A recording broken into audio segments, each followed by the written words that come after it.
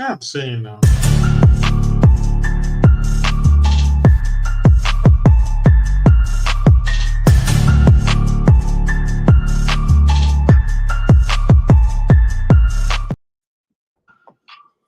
Yes, yes, what's good, ladies and gentlemen? Welcome back to another Run of Play podcast, ROP, where we discuss all things football, in particular the Premier League, but from the perspective of the teams that we follow. I, Dr. Toad, follow Arsenal, the mighty Gunners, table toppers, you understand? And we have other guys that support, once upon a time, lower bottom teams, but now they are coming up and they're now thinking about the title race. And we have a neutral in the building to just keep everyone in check. You understand? Please, let's introduce the panel. Welcome the panel back. We've got Mr. Judy Judah wearing his jersey. You know United are winning when the jersey is on. How are you feeling today, Jude? Good. What a great way. If you want to know how your week will go, you start with Manchester United. Hey, we're in. We have another man that because he beat Liverpool, he wore his jersey, and now he's coming down. Reality is setting in. He's gone back to his usual black jersey. Mr. Sheunti, how are you feeling today?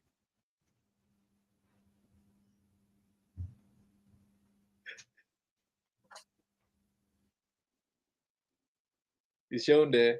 I don't think he's there. He's just smiling. Okay, no wahala. But we also got our neutral man, Mr. David, repping Ninja for today. How are you feeling today, David, man?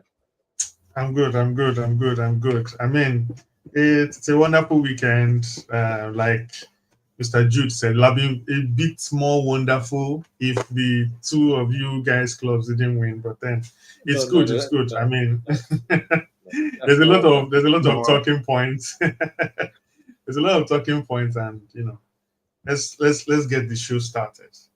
Yeah. Mr. Shanti, how are you feeling today? Now we didn't hear how you're doing now. Yeah, no, I had to close one other tab. My enemies are conspiring against me. They couldn't get us. They couldn't get us on the pitch, so they're trying to interrupt this broadcast. And we'll start with the enemies, right? Because like I told you're in either like a secret cave. The light is glowing. That's where they're cooking up the secret of Arsenal's success. Wow. So let's start with you guys now. Table toppers, 6 points from anybody who is thinking of even contending. The people that are supposed to be pretending, Liverpool, have fallen by the wayside. We'll get to them. The other pretenders, Man City, lost today, so clearly they are not ready. I think at halftime today, you guys saw Saliba for Mosquera. Couldn't tell the difference. Maybe Mosquera even looks better. You took Crystal Palace's best player and brought it to Arsenal. Coincidentally, he's the one that scored the goals today. So even though you spent a lot of money on the striker, you ran Saka into the ground, and now he's injury stricken and can't score as many goals. But you guys are still managing to pull it off. What's the feeling like right now for as an Arsenal fan? You're just waiting basically to the end of the season. Well, as an Arsenal fan, we would like to say, we're just chilling, we're enjoying our predictions. In the last couple of seasons, even though we've not won the league, there's one thing you can say for sure, that, Arsenal are a tough team to play against. If we take the lead, it's difficult to come back. So after we scored, we just know we're just going to be chilling and maintaining and, enjoying life. But the question should not be to Arsenal fans, because every Arsenal fan on the planet has this feeling that this season could be the season. Everyone on the planet. The question should be to you guys, rival fans that are still doubting. The question is, why are you guys still doubting? Not to the Arsenal fans, because we say this every week. My prediction at the start of the season is Arsenal are winning the league.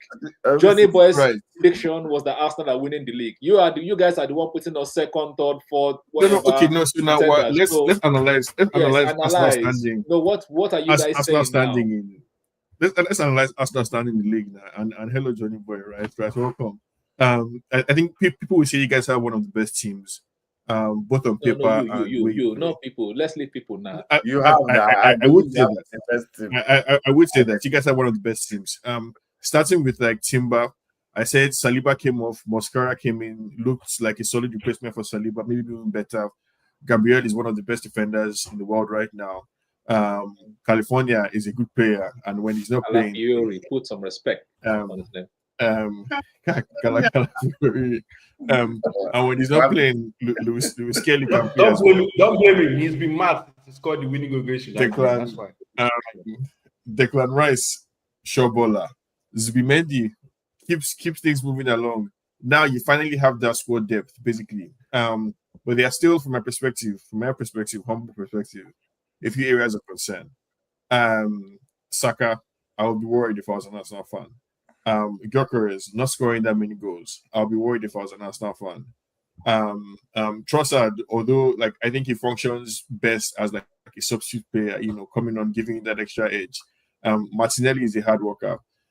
For now, Arteta, is getting away with the 1-0s, building points. But I think, if you guys are being honest, you would admit that 6 points, a 6-point lead in October, right, doesn't tell the whole story of the league. No, I'm going to say pause. I am going to say pause. I'm going to cut you off because you are the same person. You are the same person a month ago when Liverpool were 5 points clear. You are asking, are Arsenal are they going to be pretending? Are they actually in the title race? And now the other way around, you're like, 6 points is just no, cool. But like that argument goes both ways now.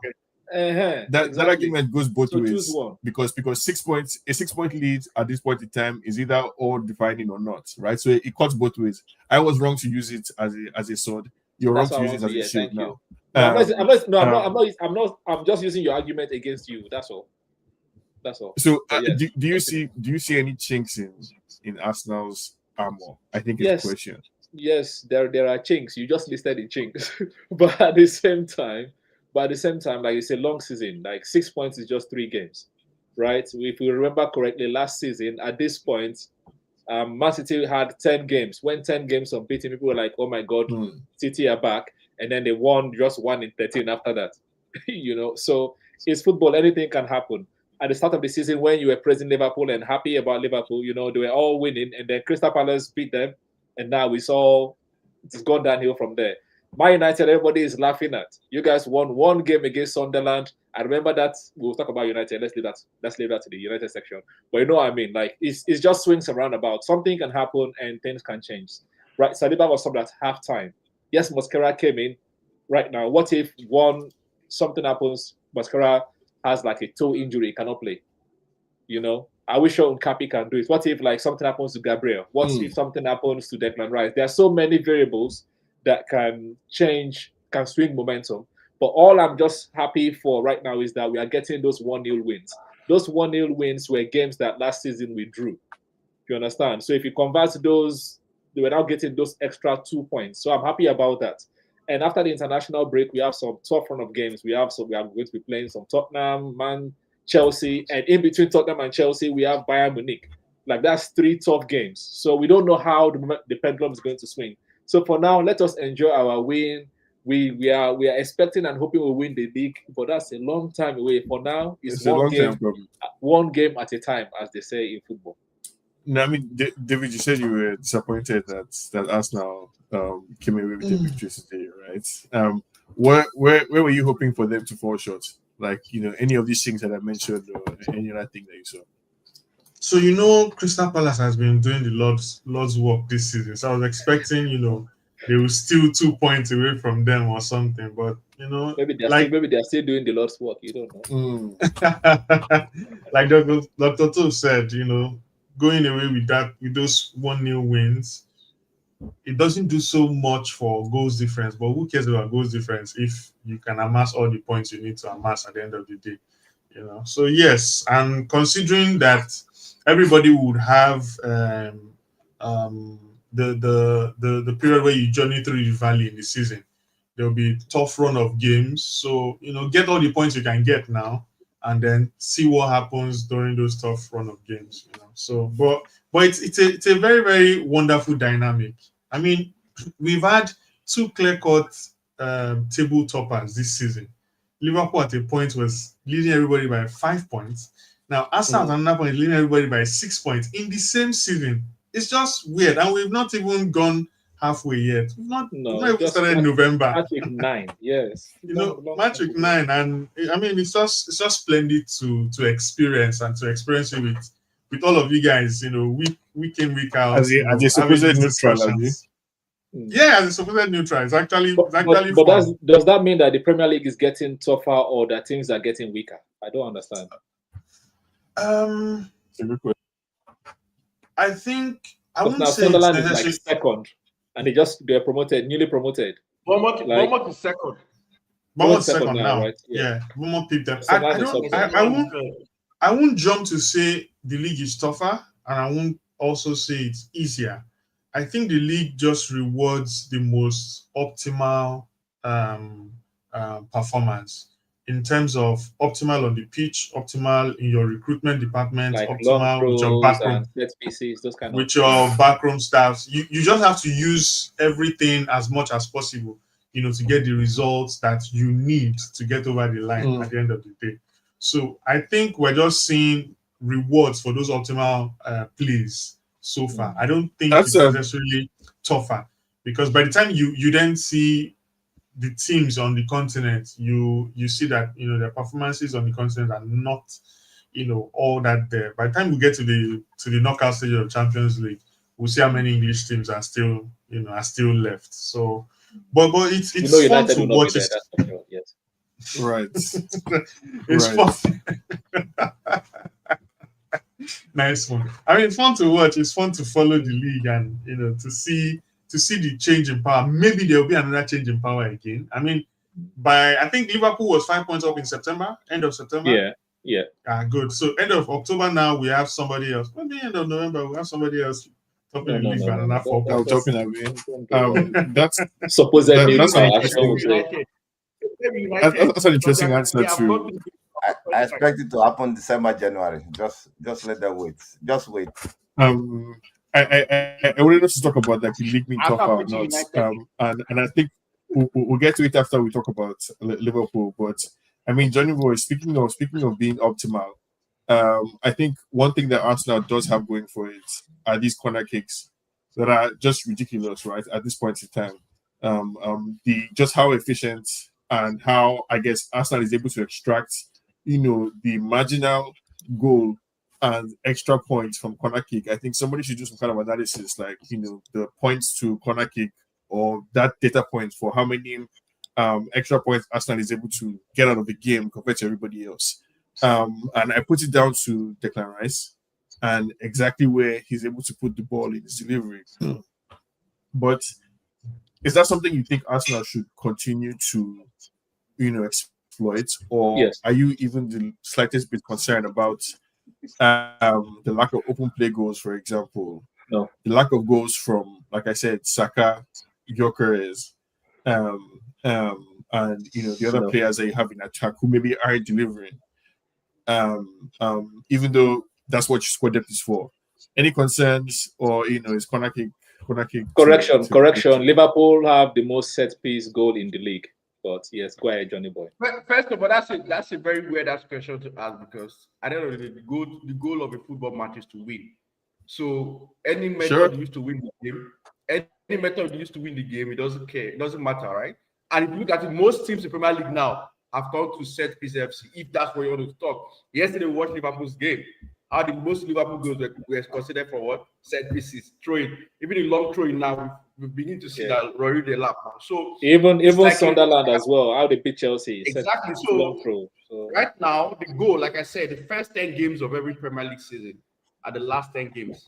To me, it's all about results. I don't give a damn about performance, because those results are what usually sustains the team that wins the Premier League, or if it's make Champions League, whatever. So right now, result based, I'm okay with it. From like 10, I know we're going to improve. And the signs are there. The truth about it is that we've been unlucky sometimes. And that the goalie makes some mad saves, or we miss some. Like today, we had clear-cut chances. Minus the set piece, we had clear-cut chances too. But we didn't just take them. So it's going to come. I'm not bothered. As long as I start keep on winning. After all, The onus is not on Arsenal right now. The onus is on other teams Tell, to tell, actually tell me about these signs. Tell me about these signs, Johnny Boy. So these signs that you're talking about, right?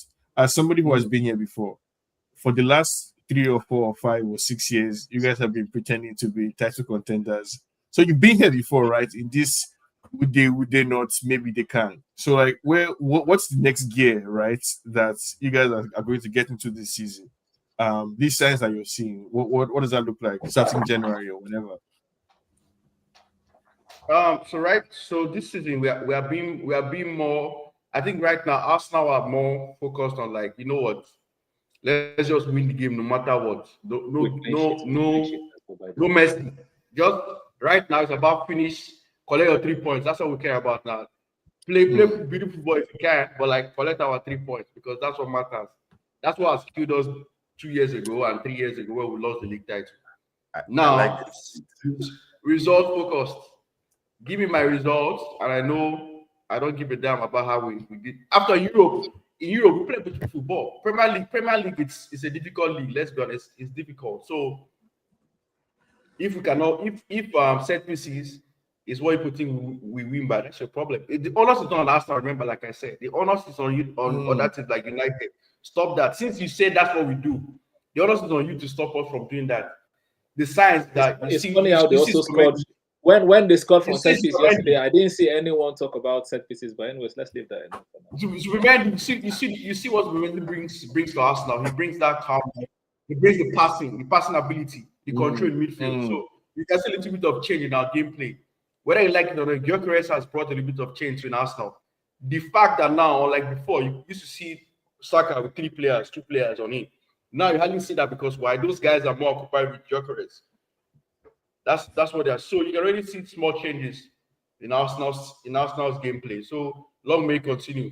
I'm waiting for Madrid to come back. And to add to it as well, this time last season, when Arsenal were falling off, Man City were falling off, what were Liverpool doing? Winning their games gently and, just keep getting and that's all we need to keep doing. Liverpool are dropping points right now. Man City are dropping points right now. United, we don't know. They are gaining points, but we don't know yet. They don't have chest yet, so let's leave them to the side. Chelsea are dropping points. So basically, the top 4 from last season are mostly dropping points, and Arsenal are gaining points. So why should I complain? Why should I be saying gaining points? What if all we have to do? Because down the line you're going to lose points. So these points that you're gaining is what we need the cushion. We need the cushion. Yes, for the cushion. So I mean, Jude. So Jude, like the reason why I guess like these Arsenal guys have chests, right, for the most part, is because Liverpool are not doing what they're supposed to do, or they are not turning up basically the way they're supposed to. Still the same players mostly, plus they spent I don't know however many gajillion pounds basically to bring in players, but they still can't find W's for love of money. And the Slot is out here complaining about how other people are playing football. Shameful. Trying to insist that you play in a way that allows him to that allows him to dominate you. So I mean, how do you explain, Jude? How do you explain just what's going on at Liverpool? Basically, Van Dijk cannot defend again. Salah cannot score again.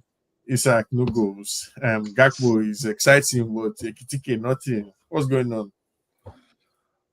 For me, I feel like is the aside from last season that they were lucky to have the same players from Klopp, right? And they managed to pull through and won the league.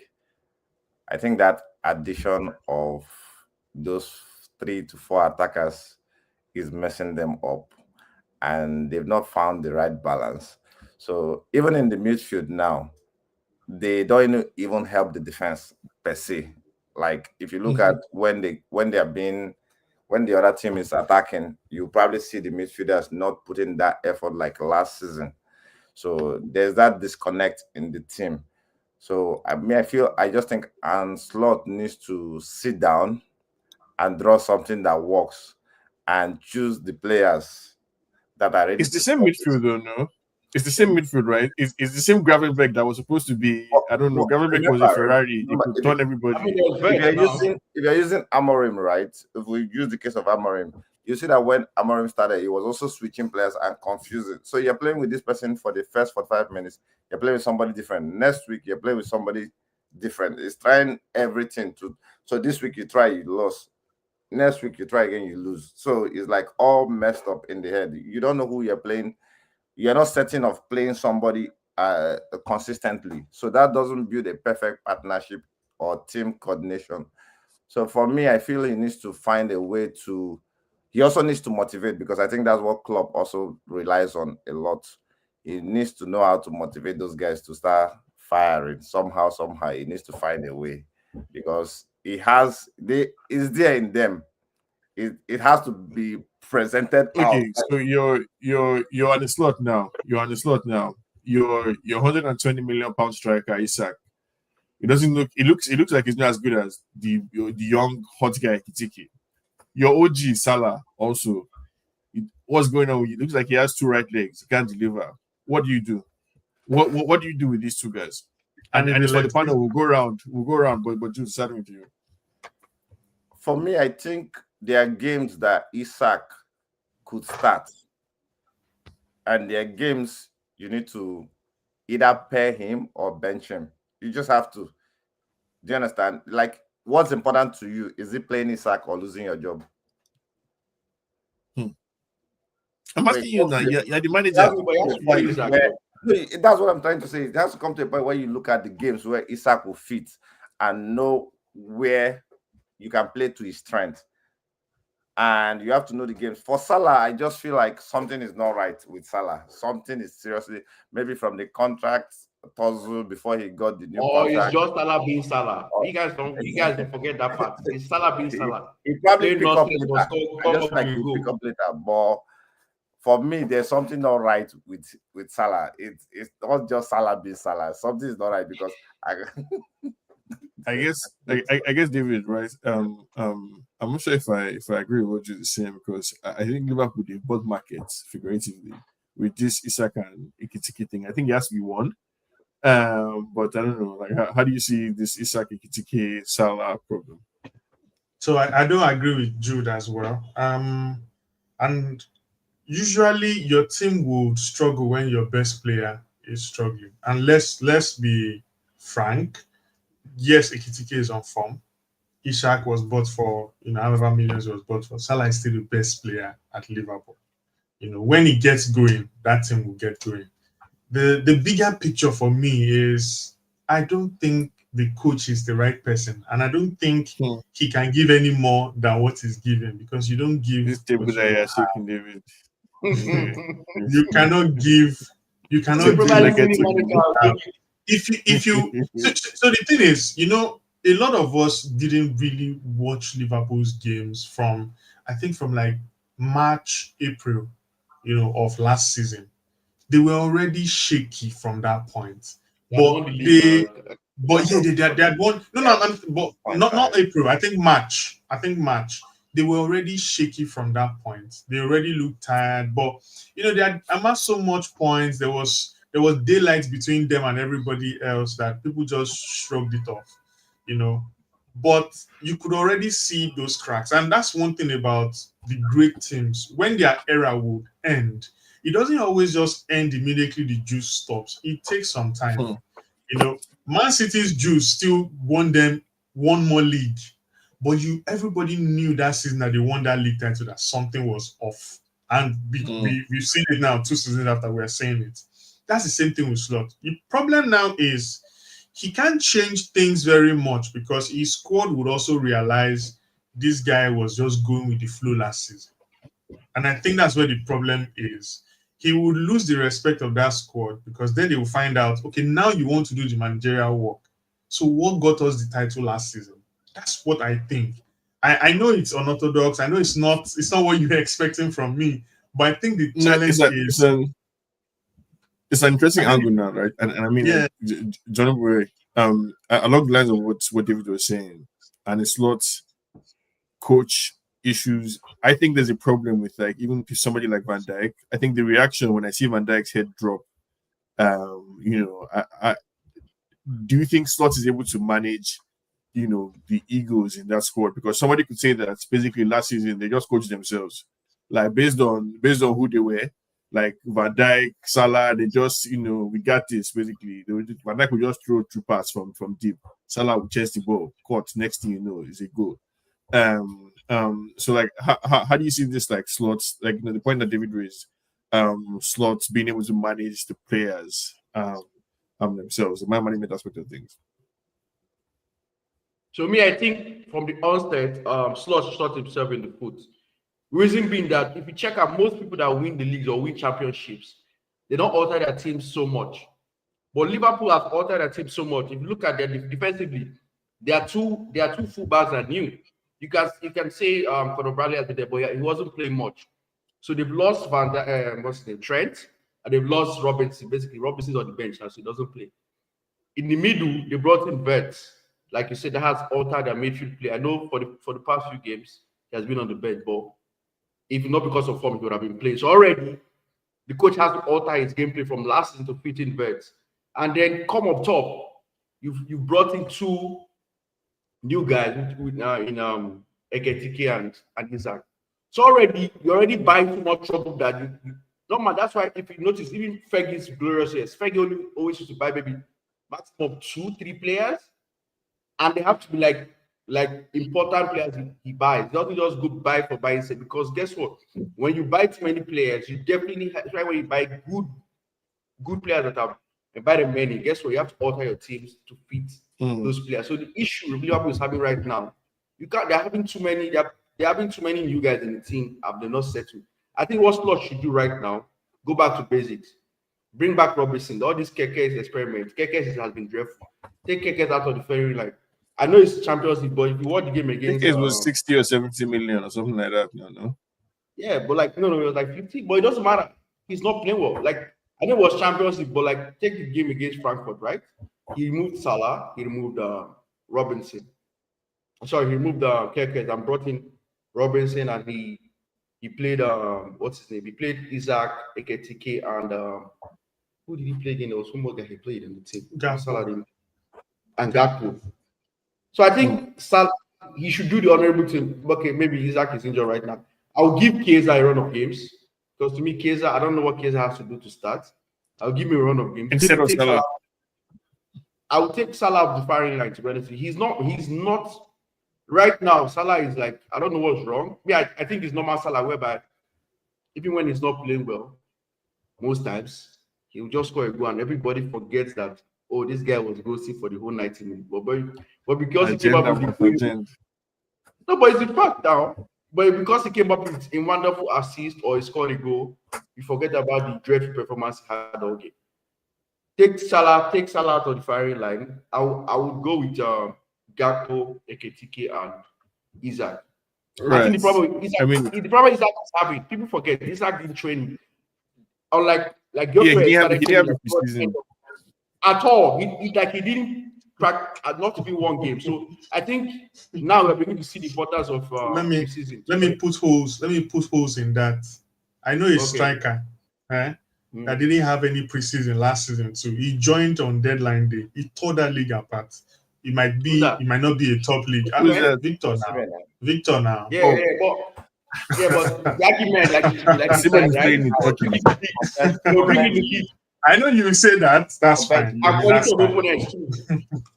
Simon is playing in Turkey. I think you can even see the way Isaac is playing. He's playing like somebody that is not really up to speed. Like he hasn't settled in. The circumstances around which he left. It's a fair point, right? And Dr. Toes, I would say that like a lot of people really insulted Arteta, didn't give him time of day credit. The way Arsenal went about their business, one season you signed Calafiori, you signed only a bunch of defenders. Another season you signed a bunch of attackers. You phased your procurement in a way. Liverpool, for one reason or the other, thought it was wise to spend on Ekitike, who Newcastle were going to buy to replace Isak, who everybody thought was going to Liverpool. And then after that, they bought Isak again. But they had also spent a lot of money on Florian Wirtz to play in midfield and Kekes and so on and so forth. shouldn't there have been somebody like, I don't know who's that, is he Edu in Arsenal, that was wiser to tell them what to do? And have they basically like touched the hot stove and burned themselves? On Liverpool, I'm thinking more like from a management up top perspective, they screwed themselves. No, the answer is no, and also I disagree with everything Johnny Boy said and everyone said so far. So far, I think the only thing I agree with is that Liverpool are having an identity crisis right now, in terms of like how to fit all these new players into the system. Did they overspend? Maybe, but Liverpool does not spend on a normal day. So Yeah. all these Maybe players, that's why your shackle slot. all these players are for the future. Maybe they're not going to sign anyone for the next 2-3 years. You just sign maybe one That or two was it, players. yeah. You understand? Salah is Yeah. going. Salah is going. So Ekitike, Isak, Gakpo will probably be their front three. You understand? If they are signing in the summer next time, maybe to replace Van Dijk. Van Dijk knows that he doesn't have any pace anymore, but he's doing it with style. Right, pointing to Konate, go and chase the ball. He doesn't want to run. You understand? We can see it. We can see that you are finished, but you don't want to agree that you are finished. You're forming, I'm the captain, so I'm going to stay here. So it's just kind of things that Arne Slot will need to manage. And if we know anything about football, is if there is a new style, sometimes it takes a while for the players to adapt. There's a team in Manchester that used almost a season and 10 games to finally understand a playing style. You understand? So similar thing is happening right now at Liverpool. They have new players, new system. Kekes was an overlapping fullback at Bournemouth last season. This season is doing something completely different. Frimpong was doing something else in Frankfurt, or wherever it was. This season doing something different. Ekitike was killing the league in Germany. Right now, he's doing something different, holding bench, waiting for Isak.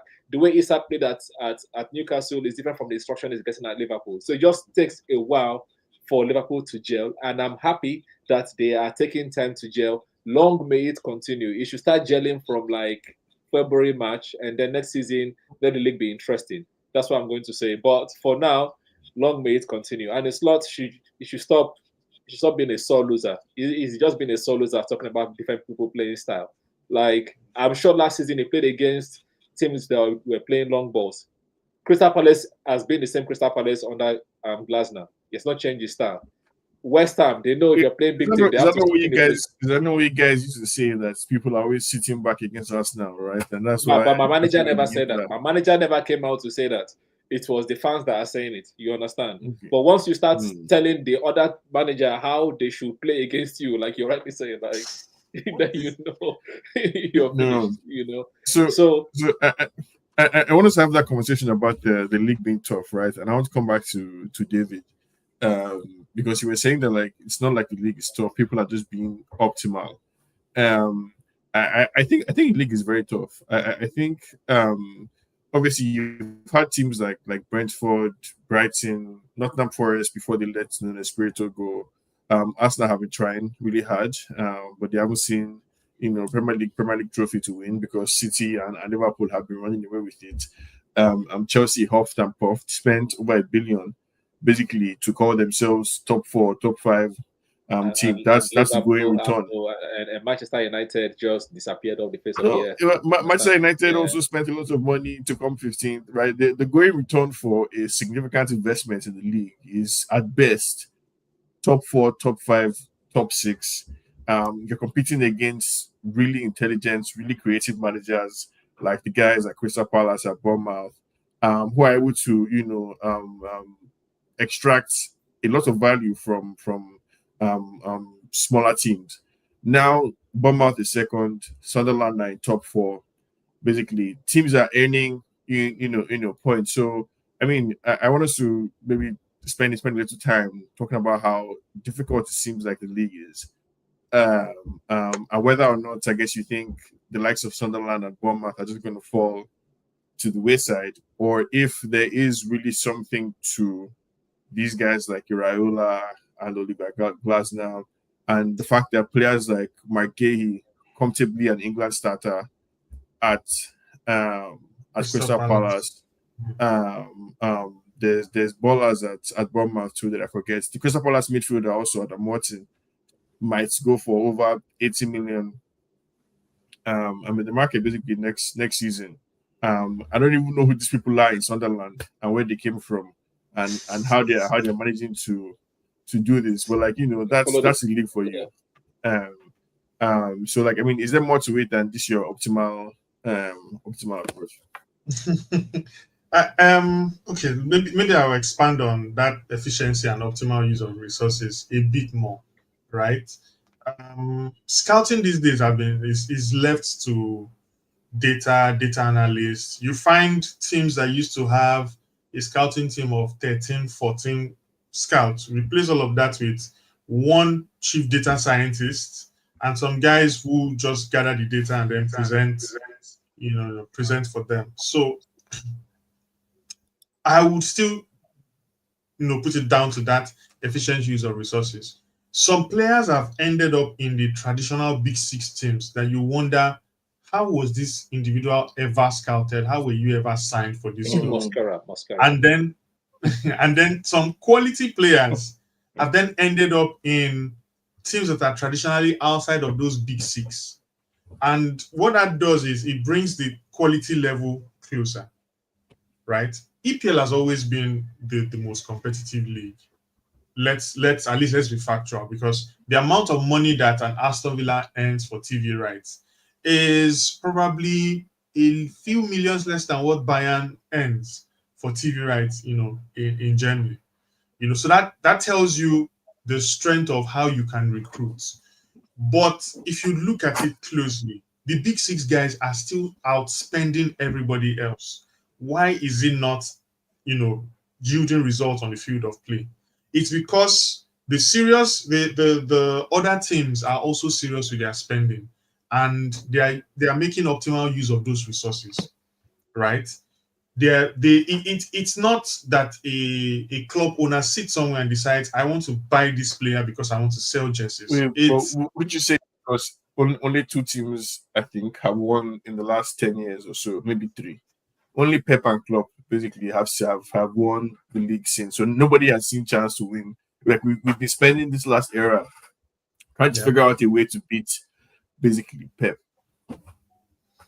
I get that, right? I understand that. And it has also led to a lot of panic buying.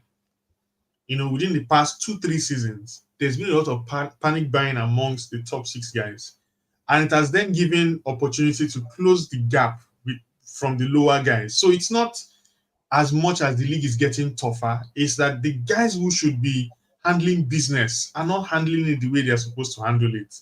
So they are closer, to the lower end guys. And that's why when these teams play on the continent, you then see them pound for pound against teams from other countries. And then you see, okay, so it's not like the gap is widening against the rest of Europe, right? The gap is just closing up within England. And I don't know about that, David. Again, like if you look at who topped the table in the Champions League, this new format, right, will be the best test of this experiment that we're saying. And quite clearly, even though it pains me to say, Arsenal is flogging Bayern, above everybody. They are running away with it. Chelsea, they're hanging their hat on being the world best because they put PSG, the so-called European champions, basically to the sword. But I want to move us on to talk about another possible contender, Jude. Because the falling to the wayside of Liverpool and Man City, and the fact that Sunderland talk about Man City before we talk about these people that you are trying to hype. You know what's happening? There's not much to say about Man City other than they are falling by the wayside, and it's a continuation of what we saw from them last season. Yeah, it's a continuation of last season. So it's not really new. I don't think Man City is really interesting per se. So are you trying to say now that Man United are more of a title contender than Man City?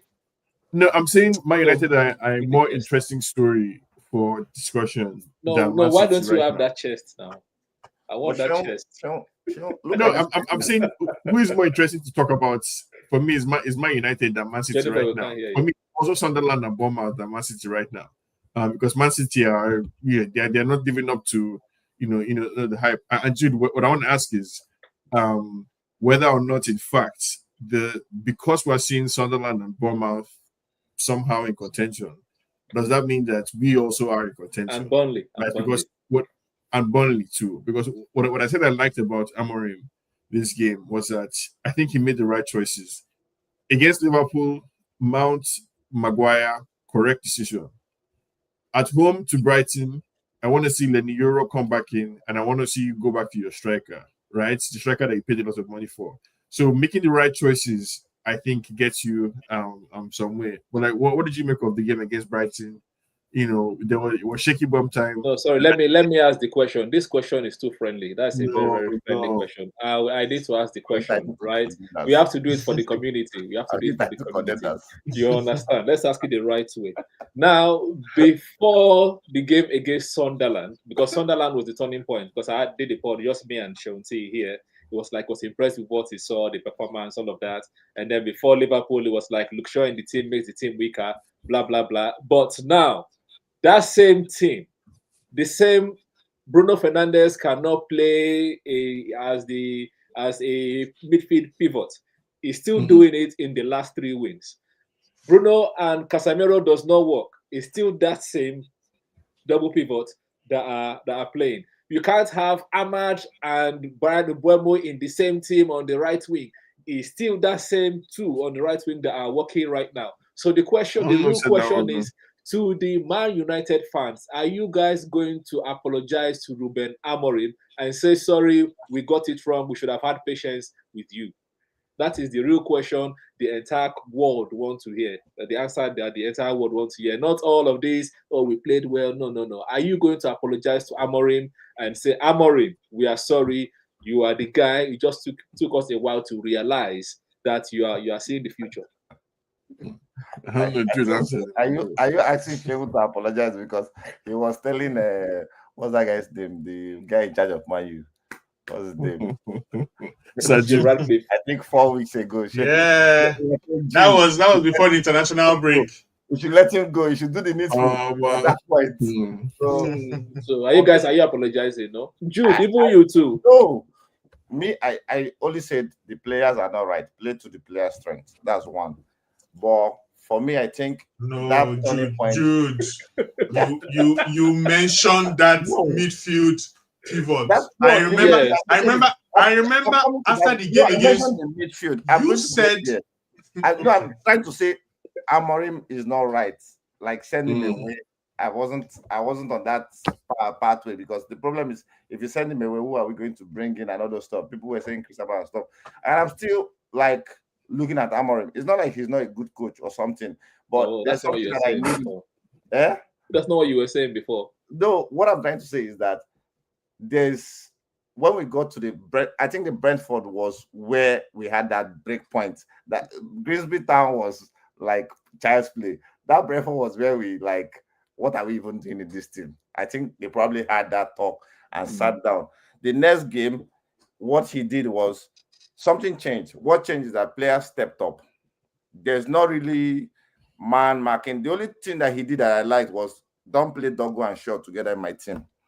They've not have that balance. If you look at the midfield now, Bruno has freedom because Casemiro has stepped up, and the whole team now is able to come back and track back and defend. It's not just only Bruno now being the one to go forward and be at the back as trying to do. Like everybody is. Quick question: what back four finished the game against your game that you won against Brighton? What was the back four that finished? The one that started, the one that finished the one that finished was Dallo. Yeah, but like it cost us now. Dogu cost us and some goals. And what's his name? And the lead, right? Was Luxor not there? Sorry, Euro. No, Luxor came off for Heaven. Okay. I just wanted to confirm. If you play the two of them, there's always that confusion. I don't know how it's going to happen. There's no problem. There's no problem apologizing to Amorim, right? And I look forward to apologizing to Amorim if the time comes. And another question that the community wants to know from you as well, Mr. Shewuti. You know, when Amorim first came, you said the league should be scared. So now that Amorim has had these 3 wins in a row, Is this the Amorim that you're saying that the league should be scared of, or the Amorim has not yet arrived? No. See, look, Amorim, I think, has been You're trying to in the middle of an ongoing argument with United fans, right? He's been trying to persuade the rest of the world, but United fans, between us and him and the coach, there's been an ongoing argument where whether it's about Kobe Minu or Joshua Zirkzee or Maguire or Dalot or the formation or whatever, he's been trying to persuade first and foremost his own fans of his ideas, and if he's able to, just by sheer conviction, convince the players first and foremost, then the fans. Like nothing can stop. So I think where the team is, the players I think understand what he wants from them. What is making the system work is that I don't know if you guys noticed against Brighton, but the Delete was following Welbeck all the way to the opposition 18-yard box when he need to, when he needed to. So was Luke Shaw, right? Luke Shaw was on Rota or whoever was coming there. I don't like Luke Shaw in terms of 1v1 defending. I think he rode his luck. They were dribbling him one or two times whenever he stepped up.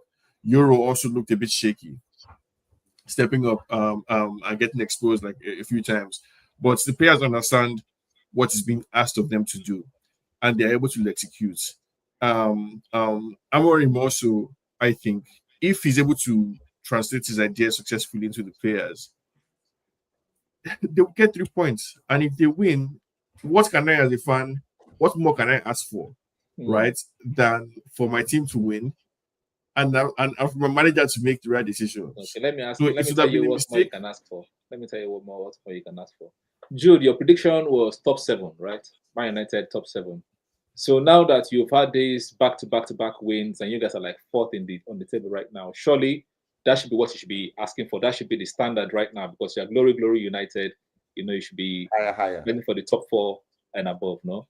If Chelsea is falling down by the wayside, Liverpool is falling off, surely the Manchester, there's always a team in Manchester that always holds the league down. So is United going to be that team this season?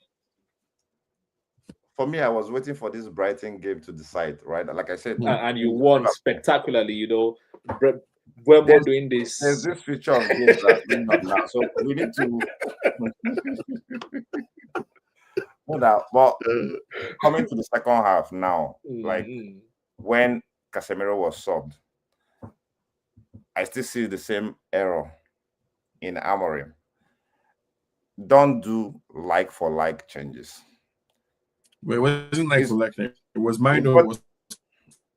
You can't actually play Meno that deep. He doesn't have the pace to defend. And you're playing Meno and Bruno. Neither does Casemiro, but he does it. Casemiro stepped up. For some reason, Casemiro has stepped up in the past 2 games. This is the same Casemiro that we wanted to offload to wherever he needs to go. But he stepped up. Do you understand? So Meno has not shown me that intensity to step up. As somebody, I was like, just bring him Mount. Let's have that intensity up front to push them backward. If you want to play Meno, I think you have to calm the game down. You can't just be running back and forth with Meno being there. I'm not blaming him being the cause of anything, but I'm just saying like it made us look porous in that midfield. Ugarte is still yet to understand which match he needs to step up and which one he doesn't need to go well. That's the problem with our midfield. So the take home is like it was good until the substitutions came in. No, on the subs, right? Because I noted that down. I would imagine that Amorim should be able to make subs. If you're leading a game 3-0, you're at home, you should be able to bring in your professional quote unquote defender Patrick Dorgu and your professional Joshua Zirkzee, who Amorim is also wicked, because 10 minutes, like for him to be giving Zirkzee just 10 minutes, what kind of match fitness or form can he possibly pick up in such a time? But like, don't you think he should be able to make subs and not have that be too much to ask? For me, I don't think you need subs at this point. We're not playing any midweek games. You can play the subs at 85. We need a stronger team that knows. That's the reason why you need those subs, because there's no opportunities for these other guys to gain match fitness, and you cannot run a season with the same 11. Eventually, injuries might happen. Last season, right? Cunha played most of the games, or if not all the games. Bruno played all the games last season. We need consistency. Ateta did it and finished second, by the way, Sham. We need consistency. At some point, to elevate our squad. The problem is, if we try to play these guys and try to accommodate everybody, we'll end up not falling into. No. You missed the point, Jude. He's saying at 3-0. At 3-0. You should be able to. Okay. My problem is you be able to mix up. Yeah, at 3-0. I wasn't against substitution. I felt when you make those subs, they are not the same strength, the same intensity. Change the formation. Change the gameplay. We could have fallen into a 4-5-1. We didn't need to score. We just needed to hold the game and play the ball. We could have lost that game yesterday. We could have. All that was needed was probably we could have. See, the levels don't change. That's the difference now. The difference now is that so it was only that keeper and Eddie Heaven just as how even with the keeper, just as how you should be able to make subs and not have it cost you a game. You shouldn't have a keeper who is a criminal like Onana, right? So we went through a situation where our keeper was effectively many times literally carrying the ball and giving it to our opponents, or carrying the ball and throwing it inside the nets. There were games where, whether in Champions League or in Premier League, Onana was single-handedly costing us points, and so we've cut that out, right? So that immediately saves us a few points. And then instead of Garnacho, right? Garnacho that now he can't even get a game at Chelsea or can't finish a match at Chelsea. We had Garnacho and Rashford who was lost in the wilderness. Instead, we have Mbeumo. Mbeumo is a baller. And I want to move this. I want to ask this to the haters, right? I don't know if you guys could, Johnny. I don't know if you guys could see the calm that Mbeumo was filled with, right? Especially after that fourth goal. Like he's like, guys, I'm here. Like a baller is in town. I know there are many Arsenal fans who wanted him to come and support your team, support Saka. So what do you make of Mbeumo and Cunha, scoring goals? Sesko looks sharp. Mason Mount was on the bench, needs to get fitness. Licha is to come. Maguire, when he's not being Maguinho, he's resting from injuries. What do you make of United's performance? Johnny boy. I can't hear you. Check your mic. Okay. I can't hear you. Dr. Toes. Yes. Well, all I can say is thank you to Sir Jim Ratcliffe, because usually when CEOs or top members of board members do a interview, it's for crisis management, and you understand that the United players, and based on what Amorim was saying, it seems the players were not respecting the manager and all those kind of things. And then he decided to come out to the entire world and say that this manager is not going anywhere. I'm giving him 3 years. And that is the thing that happened. Jude said the players just woke up from nowhere. That was the wake-up call. Yeah, it was the catalyst to say this guy's not going anywhere. It's not going anywhere. We don't have any choice. Exactly. We have to just play the way he's playing. We have to play the way he's telling us to play, and that is the result. So, it's nice that Mbeumo is scoring. Obviously, he was scoring goals last season. It was Brentford's top goal scorer, 20 goals in the Premier League. I'm not expecting him to all of a sudden be rubbish. Cunha was also banging in goals for Wolves as well. I think he scored 15 goals in the Premier League last season. I'm not expecting him to all of a sudden become rubbish. You guys play to their strengths, and they are utilizing what they have. So I'm not surprised Mbeumo is scoring. I'm not surprised Cunha is scoring. I'm just surprised that United fans 3 weeks ago were Amorim out, and now all of a sudden Amorim is the best thing. No, but what's surprising about that now, right? The manager we're losing now is winning.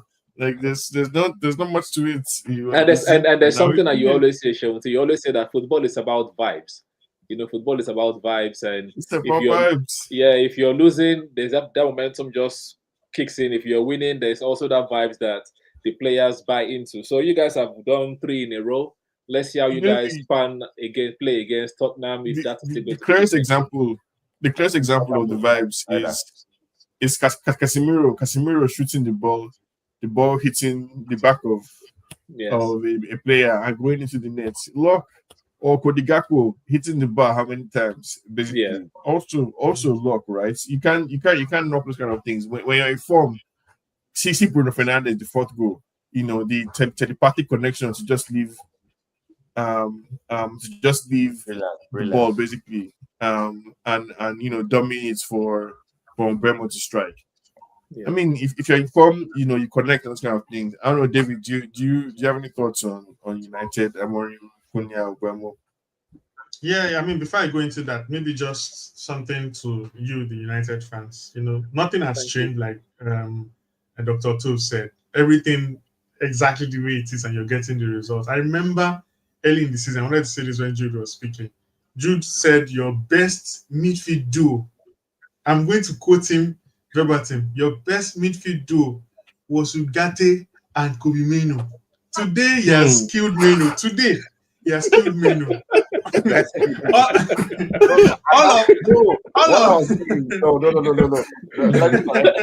What I was saying is, at that point in time, Casemiro was not himself. Okay, calm down. Jude, calm down. Let me not forget what I want to say to answer Shane Thomas' question. You see, all of that went down the drain immediately with Man U played Grimsby Town with those same two, and then everything went in flames. But you know, back to the question, right? I think at the end of the day, we love football, and you know, we are just, at the end of the day, we are still outsiders as fans. Yeah, these managers are still the ones who earn their dough and earn the money and you know, and all that. Yes, football is about vibes. You can't shake off form. You can't shake off form. When a player is on form, or players are on form, you know, everything just seems to work. It will be like every step you take is just like a footprint in gold, you know. The same Bruno Fernandes that was missing penalties left and right is now the one playing, you know, those dummy passes, making telepathic moves, you know, and you know, keying in his own players, getting the goals. The same midfield pivot that everybody said was not going to work. I mean, even I was on that debate that, you know, his best position is 10. It's not a 6 or an 8. But look, it's working now. And that's the thing about form with football, yeah. Sometimes even when you have a bad game, but you're on form, everything will still go, you know, in your favor, right? So in your favor. Yeah. So I mean, it's good that United are getting those results, because you spent like good money to not be getting those results, right? And so it's good that the results please remind them. Also, with that money as well comes expectations. Top 4 now. They're already in the top 4. Yeah, I mean, like that should be the standard. Yeah, I mean, I know you guys always say one game a week. You are not playing Carabao Cup. Like this week, you are resting. But no. I don't want us to use that to. I don't want us to discount their wins based on that. You know, no, I'm not discounting their wins. I'm like, that wins plus one game a week. Surely they should have the rest and recovery time to be able to like keep this momentum going to the end of the season. No. I don't think that's a guarantee. I mean, there are 20 teams in the league. Only 6 are playing on the continent, right? Is it 6 or 7? Exactly. So there are still 13 other teams who also have a game a week. So, come on. If you compare United squad to Crystal Palace squad, or United squad to Nottingham Forest squad, come on, like. No. I'll be United fans. You guys, bring your chest out. Like, what's happening? Johnny Boy, we still can't hear. I get where you're coming from. Guys, yeah. They don't really mean it, right? In an analytical way. I think they're saying it as a way to try and trap us into standards that you want to hold us by in the future. No, you are glory United. It's your standards. I'm holding you to your standards, not. No. Yeah. So it's fine, right? And I never liked it when Amorim or United fans try to imply or insist that actually this was the 17th place or 15th place team. Exactly. No, I never believed any of that. So yes, I think Amorim at the bare minimum, should be in and around the position that we're in right now. And now that we're there, so for example, now that we're there against You have to challenge for the league, 3 please. points. We have to take advantage of the position that we find ourselves. We have to take advantage of the form that other teams are in, of the form that our players are in. So Amorim just needs to keep making the right decision. So the game they are supposed to play Maguire instead of Euro, have the wisdom and the foresight to play Maguire instead of Euro. Exactly. The game they are supposed to play Ugarte instead of Casemiro. Have that sense. When you're supposed to play Mount Cunha and Buemo, play Mount Cunha and Buemo. When you need to play CSGO, play CSGO. That's what I'm looking for from my manager now, right? And so far, between Sunderland and this game, he has gotten the choices right. He has gotten the decisions right. Right decisions against Liverpool, right decisions against Brighton over the weekend. And again, Mbemo and Ahmad, like just imagine you're a defender. Mbemo one side of you, Ahmad the other side of you, Cunha running around you. There's Bruno Fernandes. Well, I trust Timber. Timber is not going to be scared. But that's also a weak point. Though. That pattern the bragging that you're bragging. The bragging that Arsenal fans are bragging about your form this season, right? The exception, opening day. Opening day is when you face the most shots, when you are under the most pressure, basically, right? Where the game that Arsenal has looked the most vulnerable per the stats is opening day. So just remember that when you think of what was the result? 3 points. They collected 3 points, yes. But that 3 points is what now counts for the 6 point gap between you and us, right? So let's continue. That's what I'm asking for my Amorim. Let's continue. So let me get this straight. Are you saying you're coming to the Emirates to beat us now? Is that what you're saying? Say it with your chest. I'm saying just are you going to come to the Emirates to beat us? Just say that. I'm saying the last time we're in the Emirates, right? I mean, last time we're in the Emirates. Where is this leading to? Expect us. We are coming. You just relax. And what was the scoreline? And what you see. Oh, the scoreline, please. Show T. It was 2-1 now. Just calm down. You see it. No. Let them deal with 2-0. Who that should go? How can you score? What do you mean? You're having on this chest right now because it's supposed to be. You're beating teams you ought to beat, actually. Yeah. Well, but I mean, think about the position where United was last season. I'm always moving away from this. Oh, teams you're supposed to beat. The teams that Arsenal has picked up, back to back 3 points from, where the teams that also cost Arsenal last season. Yeah. If you're going to win the league, beat everybody. Beat everybody that you can. Yeah, which is why I say Arsenal is on revenge mission. Revenge. Yeah. Now, revenge. My own for both sides is, for United, I think this run can continue. Hopefully, there will be no injuries to anybody within that starting 11, because Sean's concern is the players on the fringes, the players on the bench don't have match sharpness, and there aren't enough games, to even give them that level of match sharpness. So, if key injuries happen now, it will be a big issue for United. And for us now, I think as much as possible that you guys try to deflect that away. The fact that you're not getting goals from open play should be a worry. You see, Liverpool was dragging it over the line. They were using last-minute goals. The day the thing twisted, they not still recovered from it. I just hope that won't then be, Arsenal's portion. Where let me tell you why I'm not worried. We hope. We only hope. Let me tell you why I'm not worried. Because again, this teams that we're playing right now. Last season we drew, right? Yeah. We're not. Even set pieces were not lost. I lost. Yeah, set pieces were not scoring. Open play were not scoring. But right now we have the artillery to be able to do both. Right? It's this kind of games where people sit back and defend. Like it's difficult to create chances and go through the middle. Open play. For open play. So you have to one manager, and I forgot the manager that said it 2 or 3 weeks ago. Goals from set pieces makes up 1/3 of the goals every season in the Premier League.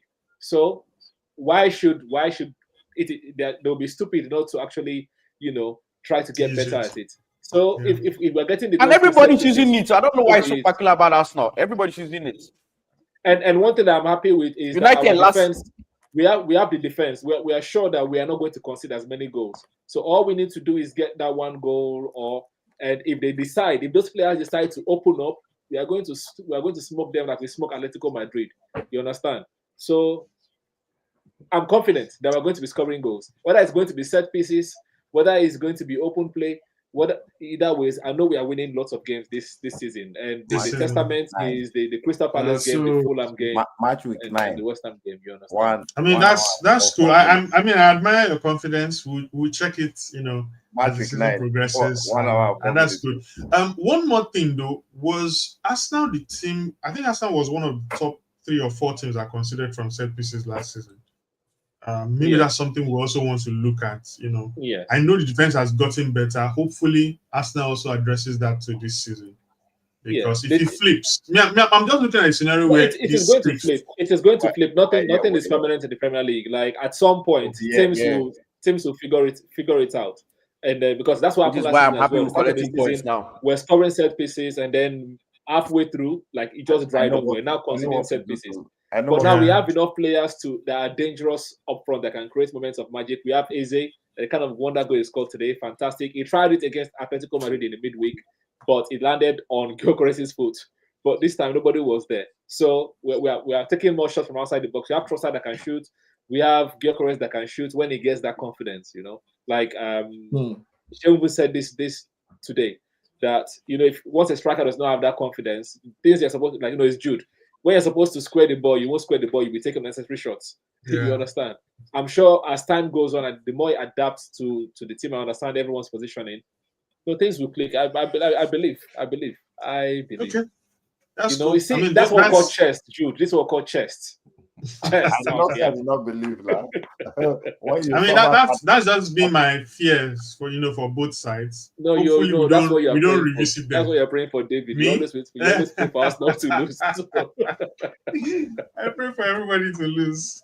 But that can happen. Sorry. Let's just wait for that guy to cut his head. Then my confidence will grow up. Who's got? Oh, okay. Which guy? Okay. The United fan, the guy who's going on a run of 5 wins before he cuts his hair. You've not seen him. The fifth one is against Tottenham. That's very interesting. Yeah, Tottenham. How many United managers have Tottenham sacked? True. And they are playing Sean Dyche as well next time. Serious defensive coach. We'll see. Collected today next weekend. We'll see next weekend. All right, now All you guys let us know what you think here. Go on, David. Yeah. I mean, this week's episode has been great. I think it's good when the banter is even. Everybody won, and then everybody came with a lot of Arsenals and a lot of goals. United, own it. You're in title race. Own it, please. Own it. We are not. Please, don't be like Chelsea. Don't be like Chelsea. We are not. Because Chelsea have left the chat. Oh no, you guys are. We are not now. From where? We that were. You are 6 right now. We are 15 and 16. There are still 5 people ahead of us in the title race.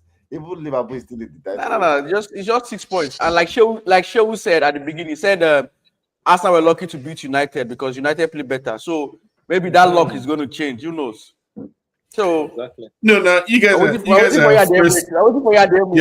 you're ranked first in set pieces, first in penalties, first in percentage goals from set pieces. What's 17? Who's that? In open play goals? Arsenal. 17. It doesn't matter. Who is top of the league? Thank you very much. That's the one that matters. That's the most important metric. That's it. I know so crazy. We've only scored 1 goal less. We've only scored 1 goal less than the highest goal scorers in the league.